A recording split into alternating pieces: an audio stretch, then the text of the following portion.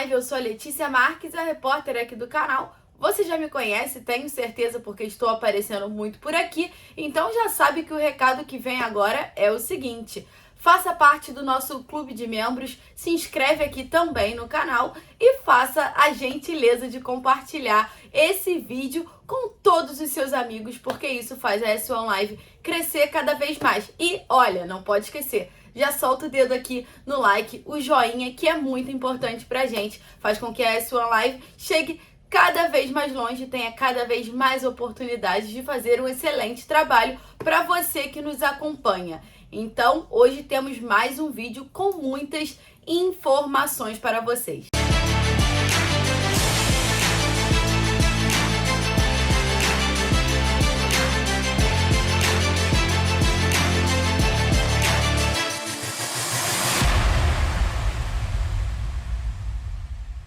Começando, claro, com o Campeonato Brasileiro, como eu venho falando, a rodada 9 acontece sábado, domingo e segunda-feira, ou seja, hoje começa a rodada 9 do Campeonato Brasileiro e eu vou passar toda essa rodada para vocês. Vou olhar aqui pro lado rapidinho porque os jogos estão todos anotados.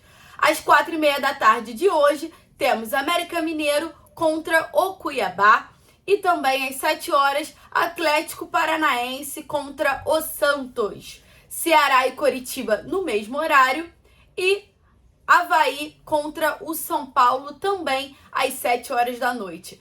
Às 8h30, Atlético Goianiense enfrenta o Corinthians. Esses são os jogos deste sábado. E amanhã já temos outros jogos. Juventude e Fluminense, 11 da manhã. Flamengo e Fortaleza às 4 da tarde. Palmeiras e Atlético Mineiro, esse que é o jogo da rodada, às 4 da tarde também, assim como Bragantino e Internacional, que jogam às 7 horas da noite. Na segunda-feira, temos Botafogo contra o Goiás, às 8 horas da noite, no estádio Newton Santos. Essa é a rodada do Campeonato Brasileiro, a rodada 9. Essa é a rodada, então, para vocês ficarem ligados. Agora, para a gente falar um pouquinho de um jogo dessa rodada que está chamando a atenção, é o Flamengo contra o Fortaleza, amanhã, 4 horas da tarde, no Maracanã. Esse jogo encerra a sequência do Flamengo de jogos no Rio de Janeiro e o rubro-negro pode encerrar com a 5ª vitória, né? Chegar a essa 5ª vitória caso vença o Fortaleza. Chegando a esse 5º triunfo, será um feito inédito do Flamengo na temporada. Ou seja, o Flamengo com Paulo Souza ainda não venceu 5 vezes. Mas para isso acontecer, o que tem que ser feito, né? Paulo Souza vai ter que superar as ausências que tem para esse confronto. Gabi, Arrascaeta, a principal dupla, né? Os principais nomes ali do ataque estão fora. Gabriel está suspenso e o uruguaio está com a seleção. E também o Isla, que está com a seleção chilena, e o Rodinei, que foi expulso no Fla-Flu e, assim como o Gabi, cumpre suspensão. Esses são os desfalques do Flamengo para essa partida, né? Os outros desfalques vocês já conhecem porque já estão no departamento médico. Matheus França e o Santos, por exemplo, além do Fabrício Bruno. Gustavo Henrique e Diego Alves são essas novidades nessa lista dos relacionados. Lembrando que o Flamengo ainda não liberou a lista dos relacionados, mas pelo que a gente tem acompanhado, né, tem conseguido apurar dos treinos, o goleiro e também o zagueiro devem ficar à disposição de Paulo Souza, que para conseguir vencer, né, tem que suprir algumas ausências. A tendência é que Andreas e Pedro entrem entre os titulares nos lugares de Arrascaeta e Gabigol. Esse é o provável Flamengo que a gente tem por aí. Além disso, a gente pode trazer umas outras informações de Flamengo sobre o mercado da bola, claro, mas antes eu vou falar um pouquinho do basquete. O Flamengo entra nas quadras às 4h10 da tarde, no Maracanãzinho, pelo 3º jogo da final do NBB, que é a principal competição nacional de basquete. Flamengo e Franca fazem a decisão. O Flamengo perdeu os 2 primeiros jogos, ou seja, precisa vencer nesse sábado para conseguir respirar aí e, quem sabe, fazer uma virada histórica em cima do Franca. Agora, ainda falando um pouco de Flamengo, vamos trazer a atenção toda para Paulo Souza. O técnico que tem 30 jogos no comando, a gente vai falar um pouquinho sobre esse aproveitamento do treinador português.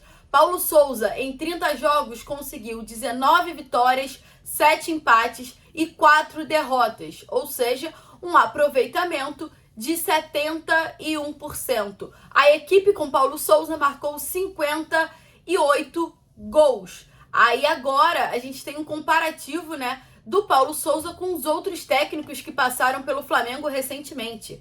Renato Gaúcho aparece no ranking com 73% de aproveitamento. Lembrando que o Renato só fez 20 jogos pelo Flamengo, né, comandando o Flamengo. O Rogério Ceni teve apenas 61% de aproveitamento, foram 16 vitórias, 7 empates e 7 derrotas. Rogério Ceni, que é o último técnico campeão, ele que conseguiu conquistar o Campeonato Brasileiro em 2020, a Supercopa e também o Campeonato Carioca. Domenech não chegou aos 30 jogos, fez apenas 26 e possui 64% de aproveitamento. E, além deles, a gente tem Jorge Jesus, é claro, ele que é a sombra de todos esses técnicos que eu citei, né? Ele teve um aproveitamento de 77%. Foram 21 vitórias, 7 empates e somente 2 derrotas. A gente traz esse panorama aí para vocês dos últimos técnicos do Flamengo. Já que eu falei de Flamengo, falei do Jorge Jesus que já foi, não posso deixar de citar o Rafinha. Ele que concedeu uma entrevista recentemente e falou sobre o Flamengo, é claro.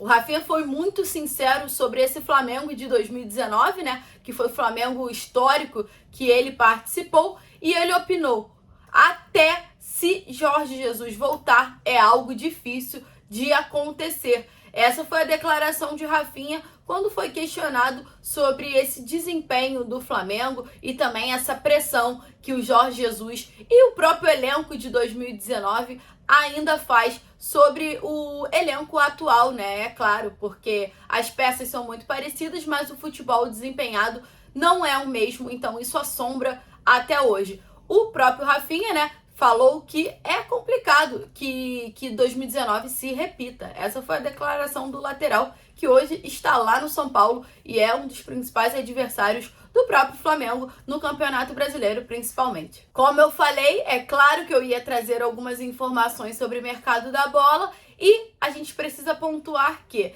nessa semana a gente conseguiu flagrar, né? Na verdade, a Isa, através do Paparazzo Rubro-Negro, conseguiu algumas imagens do Paulo Souza conversando com Bruno Spindel em um dia de folga em um restaurante na Zona Sul. Como a gente trouxe na ocasião, o papo era claro que era mercado da bola, né? Essa possível janela de transferências do Flamengo. Então a gente precisa trazer algumas informações que o Globo Esporte detalhou e a gente também já vem pontuando aqui eventualmente durante o Zona Mista e o No Ângulo. Paulo Souza, Spindel e também o Marcos Braz tem tido várias conversas para alinhar o posicionamento do Flamengo nessa janela de transferência. Janela essa que, como eu já trouxe para vocês, será aberta no dia 18 de julho. Os principais nomes aí do Flamengo, que o Flamengo observa, é claro que é o Cebolinha, a gente já trouxe aqui. O Flamengo sonha com Cebolinha, mas precisa de um ok do jogador para avançar na investida e de fato fazer uma proposta oficial. Como eu detalhei, o jogador ainda não sabe se quer retornar ao futebol brasileiro, então está trabalhando com cautela nessa decisão. E para dar esse ok ou não, o Flamengo vai ficar esperando para, se esse aceno for positivo, vai, claro que investir. Mas é bom a gente pontuar que o John Textor, que agora é o investidor do Botafogo, né, o dono do Botafogo, ele já disse que interessa muito o Cebolinha, então é possível que tenha uma briga entre clubes brasileiros para tirar o Everton Cebolinha do Benfica. Lembrando que a multa dele, né, tá mais ou menos lá na faixa de 15 a 18 milhões de euros e o Everton Cebolinha só sairá do clube português por uma venda definitiva. Essas são as informações que chegam diretamente de Portugal. Outro nome que chama a atenção do Flamengo, e a gente já trouxe aqui, mas temos que sempre reforçar, é o Vidal. O Vidal tem contrato ainda com a Inter de Milão e só pode decidir o futuro depois que acontecer essa rescisão de contrato que está mais ou menos prevista para o final desse mês. A partir disso, é claro que o Flamengo e o Vidal terão algumas conversas um pouco mais, quem sabe, né?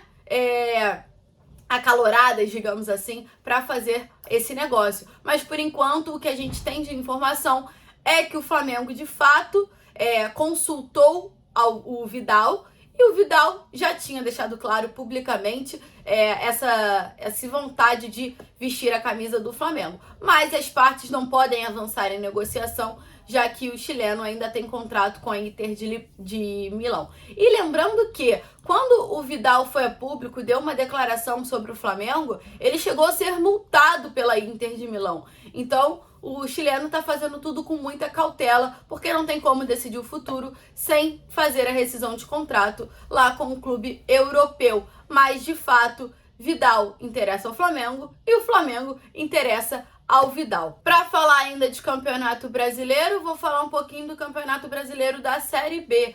O Vasco vai enfrentar o Cruzeiro no próximo fim de semana e ontem emitiu uma nota pedindo a solicitação para que a partida entre Vasco e Cruzeiro aconteça no Maracanã. Por quê? Porque os jogos em São Januário estão ficando lotados, né? A torcida do Vasco está abraçando o time na Série B, tem lotado São Januário, então estão vendo como uma oportunidade de jogar a partida contra o Cruzeiro para o Maracanã, para que possa ter mais público e mais vascaínos se façam presentes nesse momento para apoiar o clube de São Januário. Mas esse pedido, né, do Vasco não foi tão acatado assim pelos torcedores, que nas redes sociais fizeram alguns movimentos pedindo para que o clube mantivesse a partida em São Januário, mas pelo visto a partida acontecerá de fato no Maracanã. Essas são algumas informações nesse sábado para você. Eu, Letícia Marques, fico por aqui, mas se tivermos alguma novidade, é claro que eu voltarei a aparecer aqui para vocês. Espero que vocês tenham gostado. Solta o dedo no like, compartilha esse vídeo com todo mundo, porque é muito importante para a S1 Live. Então,